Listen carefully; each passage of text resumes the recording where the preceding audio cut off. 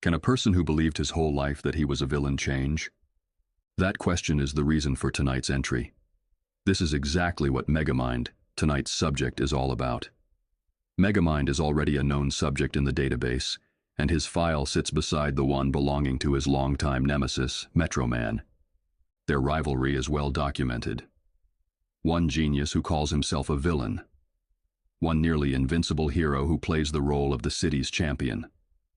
Their dynamic reminds me slightly of my own with the Joker, though my Joker would do more unsavory things than just stealing candy from a baby. When I first analyzed Megamind, my first instinct was simple. Gauge the man's morality.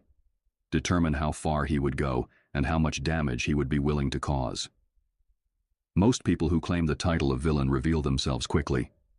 Surprisingly, he is not as bad as I thought. His crimes are theatrical, loud, attention-seeking.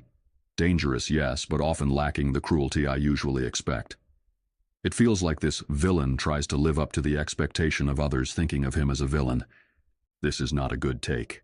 No one should live according to the worst expectations of the crowd, especially when those expectations define you as someone to be feared and hated. Which is why Megamind does not feel like a conqueror. He feels like a performer, someone who deep down knows that villainy is not for him, someone who knows he can do more than the label that was assigned to him when he was younger. That label became a cage. Now the question becomes how to break it. A rehabilitation plan for Megamind would not begin with punishment.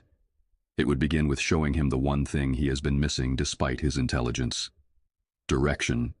Power without direction becomes chaos. Intelligence without direction becomes arrogance. Genius without direction becomes spectacle. With great powers comes great responsibility. A sentence I borrowed from a selfless kid. In terms of power, Megamind has no lack of it. His mind is one of the greatest gifts he was given. That same mind allowed him to compete with beings who could be described as demigods like Metroman and later villains like Titan. That level of intellect is rare. Even I would be interested in asking for custom gadgets from Megamind. That is how smart he is. Which is why confronting him about the consequences of his technology is important. Machines that flatten buildings can also shield them. Devices that threaten lives can also preserve them. What he builds can become tools for protection, tools for saving lives instead of destroying them. Public perception is volatile. It changes like the wind in Gotham's alleys, yet even the wind leaves traces. If Megamind began producing inventions that saved lives, cured illness, restored mobility, or prevented disasters, the impact would spread quietly across the world. The people he saved might never stand beside him on a stage, but they would remember. A mother whose child lived because of a device he built would remember. A man who walked again because of an invention would remember. A person who survived because of a machine designed by Megamind would remember. Those memories build something stronger than fear. Gratitude. And honestly, from deep within my heart, Megamind as a hero would have a greater impact than Megamind as a villain. A savant working to heal, protect, and innovate could reshape entire cities. But intellect is not the only thing that shapes a man. There is also the mind behind the mind. Megamind spent most of his life as the outsider. His planet was destroyed, its inhabitants, including his parents, gone. A child launched into space with nothing but a pod and a destination he did not choose. Strangely, his nemesis experienced the same fate. 2 space babies in pods sent toward Earth. Strange coincidence. The Kryptonian I know also received the same treatment. For a moment I am tempted to suspect a conspiracy. But that is a report for another time.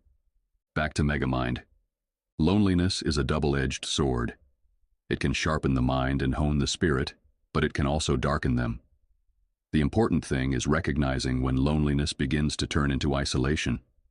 Isolation twists perception. It convinces someone that they are alone against the world. That belief can turn even a good mind toward destructive paths. Which is why part of the rehabilitation process would involve broadening Megamind's, well, Megamind.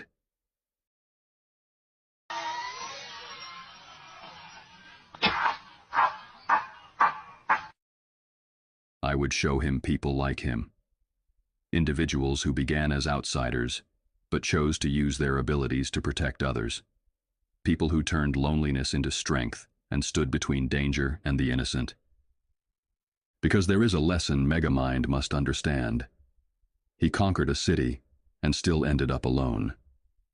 That tells me everything I need to know about his conquest. Fortunately, he is not completely alone. His companion Minion is already there, loyal and surprisingly grounded. He pushes Megamind toward better choices, even if Megamind does not always realize it. That is important. It means the foundation already exists. What Megamind lacks is more minions, more voices pointing him toward the right path, more reminders that he does not have to play the role he was given. Because just as it is not the cape that makes the hero, it is not the power or the appearance that makes the villain. Once the world truly understands this fact, something remarkable could happen. This world could be reborn, a rebirth of many. Heroes and villains alike would look up at the sky and understand that the roles they were given are not the roles they must keep. And when that happens, they will know. They will know that it is a world worth living for. So one last question for this recording. For you, what is a hero?